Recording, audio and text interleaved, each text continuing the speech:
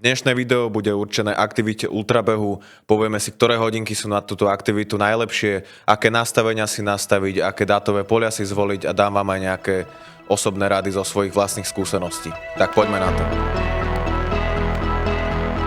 Čo je to ultra? Ultrabeh je všetko nad maratón, čiže viac ako 42,2 km. Po väčšine ide o beh v teréne s nerovným povrchom a nejakým tým prevýšením, ale nie je to samozrejme pravidlo. Ultra si viete zabehnúť aj po rovine niekde v meste. To je napríklad aj môj osobný prípad. Moje prvé ultrabehy sa odohrávali v mestskom prostredí, viac menej po rovine. Garmin má pre túto aktivitu vytvorený špecifický profil, kde v podstate pri ultrabehoch nejde tak o tempo, ale skôr o výdrž. Čo sa týka nastavenia dátových polí, treba si uvedomiť, že ultra sa beží hodiny, niekedy dokonca dní a preto je podstatné vypichnúť tam len to najdôležitejšie, čiže žiadne blbosti, ale nastaviť si tam tepovku, tempo, vzdialenosť, možno aj čas a keď bežíte nejaký závod v horách, tak určite aj mapu s danou trasou. Ja osobne mám na hodinkách napríklad nastavené tempo okruhu, čas okruhu a vzdialenosť okruhu, ale nie celkové, nakoľko pri týchto ultrabehoch vás vie hlava dosť pomotať a častokrát to môže skončiť aj zlyhaním kvôli tomu, že ste si zle nastavili hlavu, alebo že vás naopak teda niečo počas toho behu rozptýlilo. A mne, ako som povedal, už toto pomáha sústrediť sa na daný okamih a nemá tam tú celkovú vzdialenosť. Keď mám napríklad cieľ povedzme 100 km a som na 20, tak keď, ja neviem, máte 4 hodiny ráno a viete, že vás čaká ešte 80 km, tak to absolútne není ideálne a je tam lepšie mať napríklad len tú vzdialenosť okruhu a postupne takto sa dostať až k tomu cieľu. Čo sa týka nastavenia GPS-ky, tak tu ide o balans medzi výdržou a presnosťou merania. Ak ide o nejaký kratší závod, tak kľudne si môžete nastaviť aj všetky systémy s viacerými pásmami, aby ste mali teda čo najpresnejšie vykreslenú trasu. Ale ako som už spomínal, keď v niektorých prípadoch ide fakt o niekoľko dňové závody, tak je lepšie si možno nastaviť aj šetrnejší ultra track režim, kde v podstate bude trošku teda nižšia presnosť, ale máte istotu, že vám tie hodinky vydržia. Ja osobne napríklad používam Set IQ, nakoľko tie moje behy sa pohybujú maximálne okolo tých 16 hodín, čo som mal maximum, alebo 16,5. A v podstate vie mi to aj dobre vykresliť trasu a aj mi tie hodinky v podstate vydržia. Takže treba vedieť, do čoho idete a na základe toho si nastaviť ten konkrétny režim. Podľa mňa je aj dosť rozumné si to vyskúšať pred tým, než idete teda nejaký, povedzme, konkrétny závod, hej, že pôjdete si zabehať nejakú skúšobnú stovku a vyskúšate si viacero tých modov a uvidíte, čo vám najviac vyhovuje pri vašich hodinkách.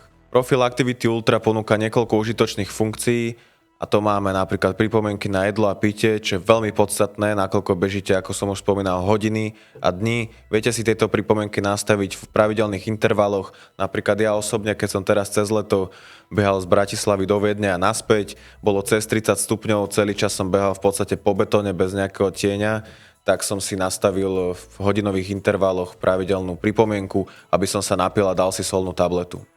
Ďalšia užitočná funkcia je nahranie si GPX súboru a teda trasy do hodiniek. Keď už idete napríklad na nejaký konkrétny závod, vidíte tam cez funkciu Climb Pro, aké prevýšenie vás čaká, poprípade nejaké odbočky na trase a tak ďalej, takže celkovo máte skvelý prehľad o tom, čo vás práve čaká. Ďalej tu máme Crosspoint, kde si viete cez Garmin Connect, najlepšie cez počítačovú platformu, nastaviť konkrétne body na trase, či už ide o nejakú občerstvovacú stanicu, vzdialenosť medzi nimi, alebo nejaký nebezpečný bod, keď viete, že napríklad sa na trase nachádza nejaká roklina, alebo podobne celkovo nejaké nebezpečné miesto, ktorému by ste sa mali vyhnúť, tak táto funkcia je skvelá, lebo ako som hovoril, keď bežíte hodiny alebo dni, tak tá hlava pracuje úplne inak, rozmýšľate nad niečím iným a je fakt dobré, keď tie hodinky vás na to upozornia. Jednou z najpodstatnejších funkcií je určite detekcia nehody a pádu. Každý, kto behá v teréne, mi určite potvrdí, že niekoľkokrát za ten beh sa niekde potknete, vyvrtnete si členok alebo podobne, ale väčšinou to dopadne fajn, proste ideš ďalej. Ale môže sa stať, že naozaj niekde si buchneš hlavu, padneš do bezvedomia a podobne a v tomto prípade tá funkcia vám naozaj dokáže zachrániť život, ale čo je veľmi podstatné, tak treba mať pri sebe telefón, inak to žiaľ nebude fungovať. Ďalej tu máme funkciu Live Track, ktorá umožňuje živé sledovanie vášho pohybu počas aktivity cez aplikáciu Garmin Connect.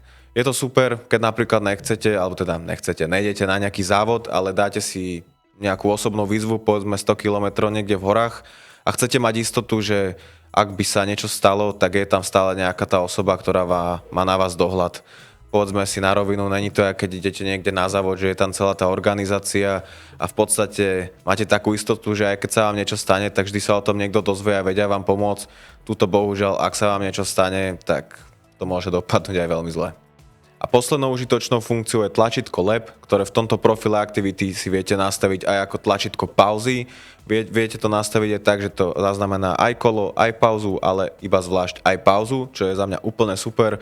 Ja osobne to používam, viete to použiť či už pri závode, alebo aj mimo závodu, keď si idete zabehnúť ultra a zastavíte sa niekde doplniť si jedlo alebo pitie, celkovo zásoby, stlačíte to a hodinky vám v podstate tento čas započítavajú ako čas pauzy a nepočíta sa to do času aktívneho behu, čo je za mňa super, nemusíte vôbec stopovať hodinky.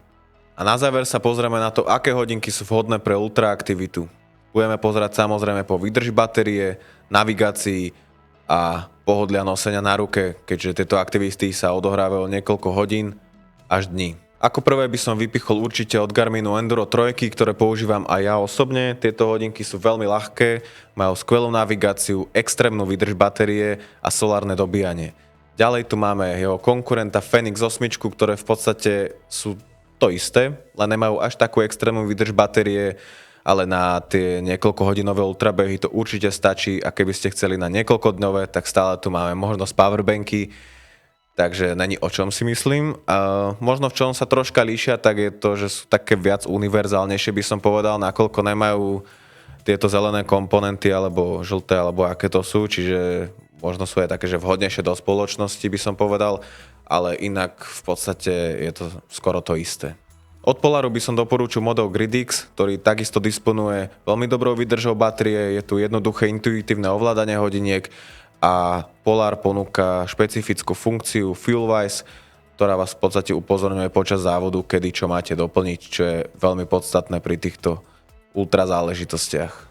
Od značky Coros by som doporučil radu Vertix, nakoľko tu máme dobrú výdrž batérie, máme tam otočnú korunku, ktorá veľa ľuďom vyhovuje viac ako samotné tlačítka.